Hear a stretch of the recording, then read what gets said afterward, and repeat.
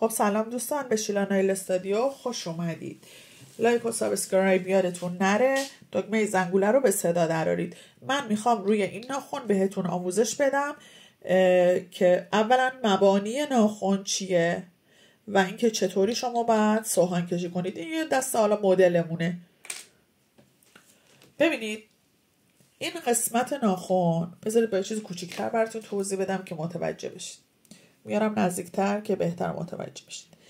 این قسمت ناخن از اینجا تا اینجا میشه صدف ناخن. خب این قسمت از اینجا تا اینجا خب میشه سایدوال ها. اینجا نقطه خروجی که نقطه سایدوال خروجی که ناخن چسبیده به گوشت ما هست، این سایدوال خیلی مهمه که در امتدادش ناخن خارج بشه یکی دو میل. بعد شما شروع بکنید سوهان کشی و حالت دهی. حالا الموند میخواید یا مثلا نوکتیز میخواید یا مربعی میخواید، هر شکلی که میخواید، حتما یکی دو میل از اون نقطه‌ای که شما سایدوالتون هستش و گوش چسبیده به این فاصله بدید به بیرون. بعد بقیه رو حالت دهی بکنید، هر مدلی که مثلا یا مربع هست یا حالا هر چی چیز بکنیدش، سوهان بزنیدش. ما میریم سر این قسمت. اینجا خیلی مهمه بچه، نگاه کنید. اینجا جاییه که پوست دست ما روی بیس ناخن ما چسبیده. به اینجا ما میگیم کوتیکول های ناخن. حالا فرض ما بر این که دست مشتری ما کوتیکول کمی داره، مثلا مثل دست خودم خب که کوتیکول نداره تقریبا یا کوتیکول کمی داره. من اینو تراشیدم، بعد میخوام بهتون بگم که چطوری با رابر چیز بکنید، آموزششو براتون بذارم. اینجا شما میخواید کوتیکول های ناخن رو به شکلی که شما دست مشتری آسیب نبینه، کوتیکول ها رو آروم رموو کنید. به چه صورت؟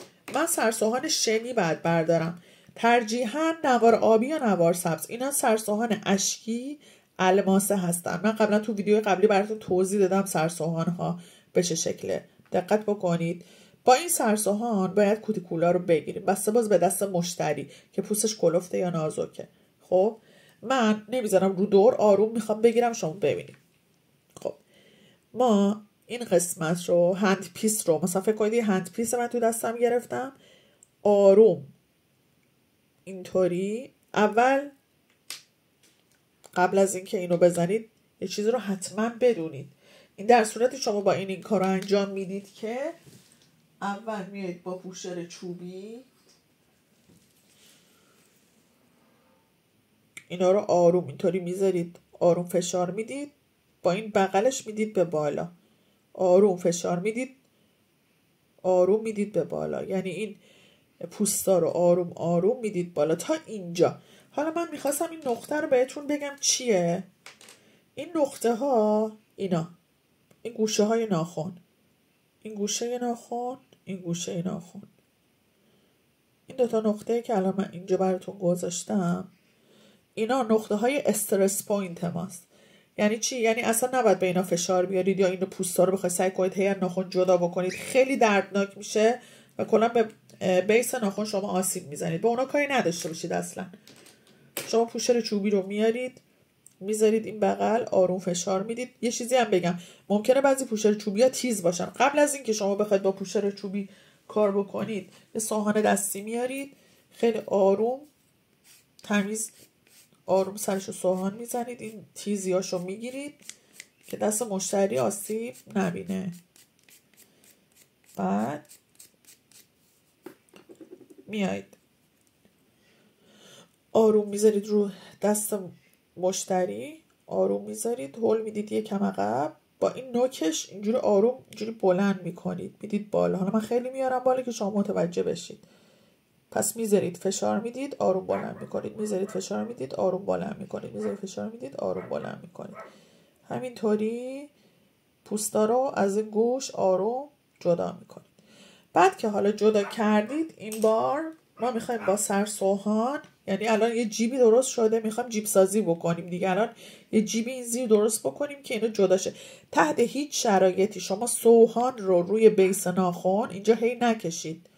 شما باید سعی بکنید این پوسته ها رو به شکل سی اینجوری با نوکش هم نزنید بره تو آب، با اینجا، با این پهلو 1/3 جلویی ناخن، با اینجا آروم، با همین نوک جلو، همین قسمت نوکش ولی اینجاش اینطوری آروم آروم به شکل سی مانند و یا نیم دایره اینجوری بلند میکنید. فکر کنید هندپیس داره میچرخه.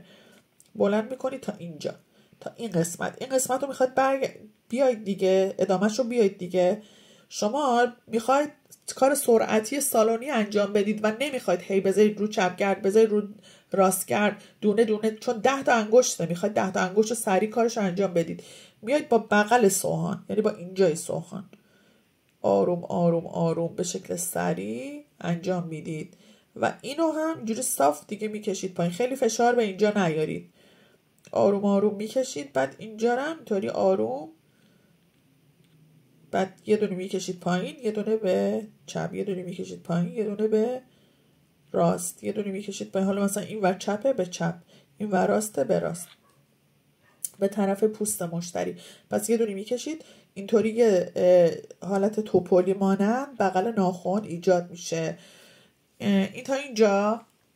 حالا من میخواستم بهتون فرض کنید که این کار رو کردید و تمیز کردید، حالا مانیکور رو انجام دادید، با یه سوهان دستی یکم خط و خش روی این بیفته کافیه. نمیخواد خیلی، فقط برق ناخن و شاین ناخن رو بگیرید، نیازی نیستش خیلی سوهان بزنید.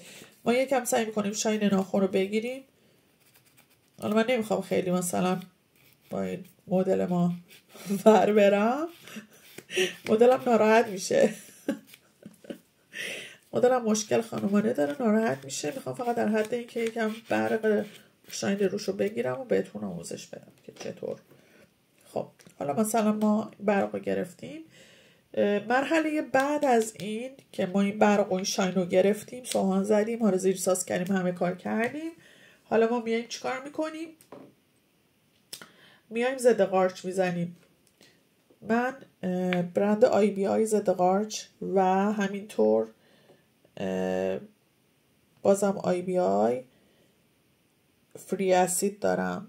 خب این اصلا اسید نداره. میخوام نشونتون بدم، شما بخونید، حالا نمیدونم میتونید بخونید. آها نوشته اسید فری پرایمر. ببینید اصلا نباید اسید، سعی کنید اسید نداشته باشه برای کاش ژل. خب ما ضد قارچمون رو اجرا میکنیم. حالا باز میان کامنت میدن چرا میزت کثیفه. من اینا رو میخوام آموزش بدم دیگه، به خاطر همین. حالا بذارید بردارم که شما رو مختون نباشه.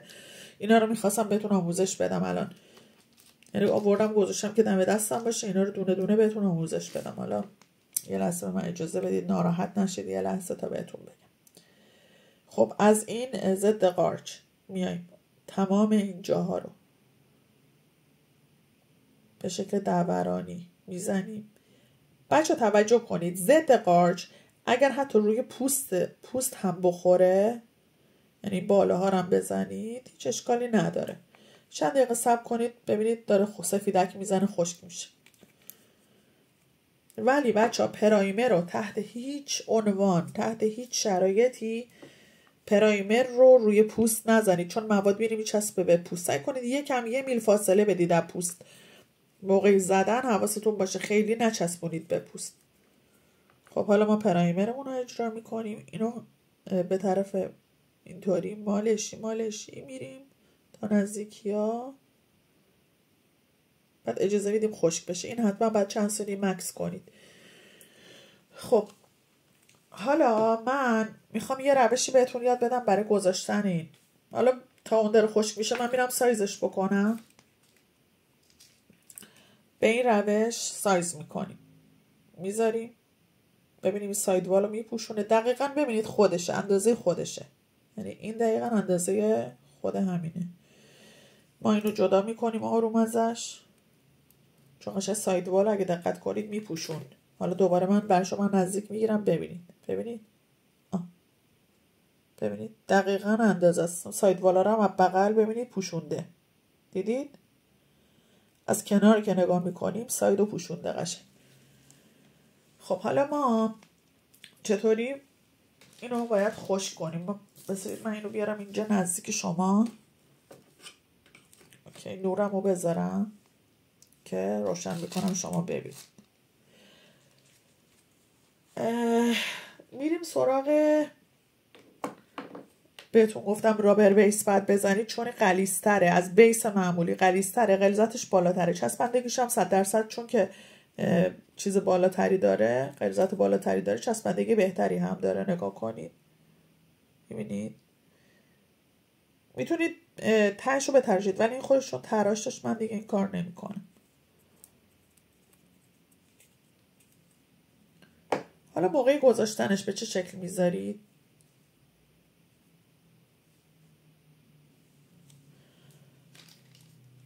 بذارید اول من نور رو روشن بکنم برای شما. این نور درست؟ بذارید کم بگیرم بالا. اوکی، این نورم. اینم دست مشتری ماست با زاویه 45 درجه. اینو میذارید رو دست مشتری، میگیرید زیر نور، بفهم نگه میدارید چند ثانیه تا خشک بشه.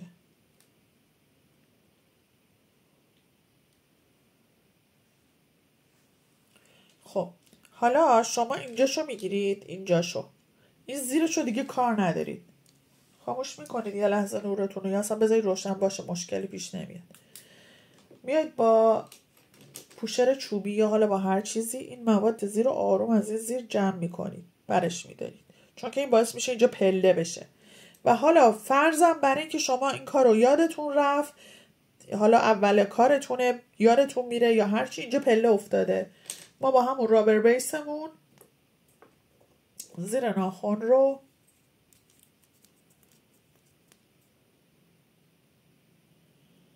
یکم میزنیم، صاف میکنیم، به خاطر اینکه هم لیز میشم دیگه این اتفاق براش نمیفته. یه سطح صاف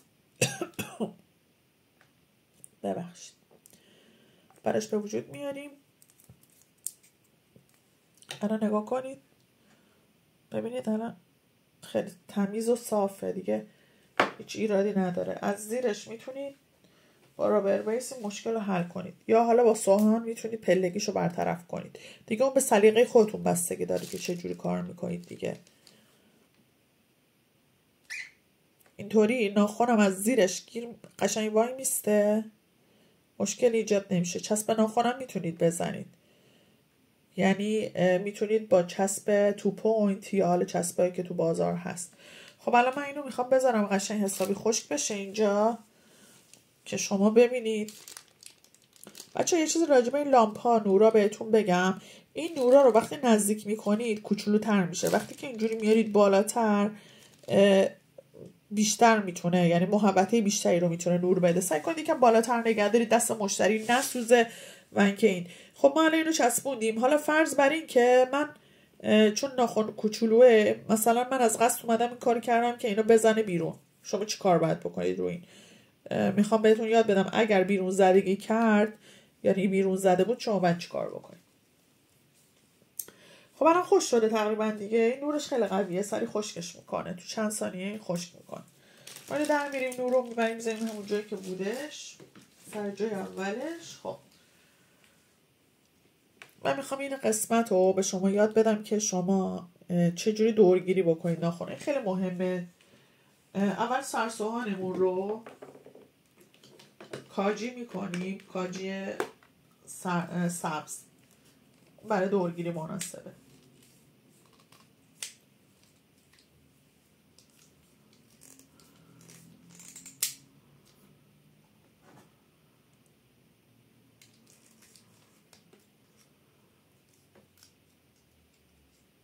خب بچه من باز چون که باش کار کردم بازم باید تمیزش کنم طبق معمولی. یه لحظه سریع براتون نوکش رو میگیرم چون ما با نوک این فقط کار داریم.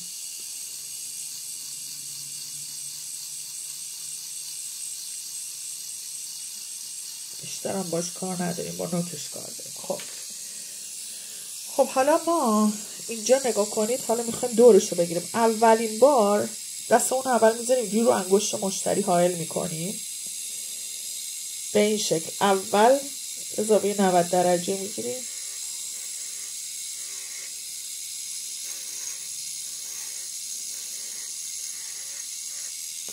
بعد یکم دستمون رو میخوابونیم، بعد یکم بیشتر، بعد یکم بیشتر، بعد یکم بیشتر.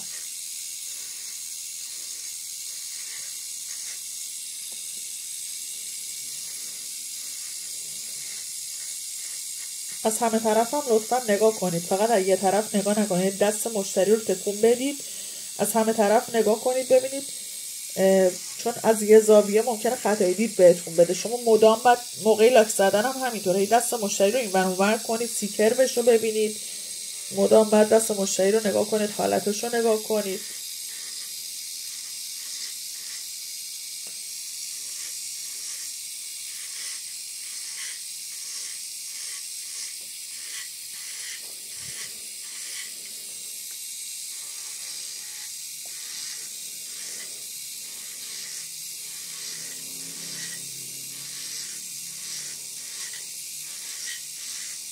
خب سعی میکنید به صفر برسونید این ته دیگه، یعنی حسابی تمیزش کنید به صفر برسه و یه دور ناخن تمیز داشته باشید. خب بریم تمیزش کنیم ببینیم چه خبر شده.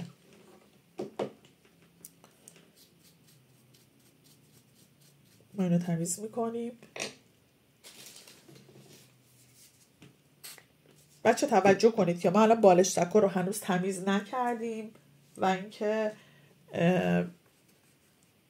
قبلش هم اگه دقت کرده باشید اینجا من با خودکار خط آبی زدم، این زیر مونده. حالا من مثلا بینش کار ندارم، شما این کارا رو دیگه نمی کنید که، من فقط میخواستم چون جنبه آموزشی داشت آموزش بدم بهتون. قشنگ پاک میکنید، از همه طرف نگاه میکنید. خب اگه خوبه که خوبه دیگه، تمام. اینطوری شما یه چیز میچسبونید. حالا از زیرش اگر یه آدم حساسی بودید، یا ببین الان هیچ پله‌ای نداره وقتی من ناخن میکشم، هیچ پله اینجا نیست، ولی بازم میتونید آروم این زیرا رو تمیز بکنید با سوهان، هیچ مشکل و ایرادی ایجاد نمیشه. تا آموزش بعدی لایک، سابسکرایب، زنگوله، لایک، سابسکرایب، زنگوله. بوس فهمتون عشقای من. خدافظ.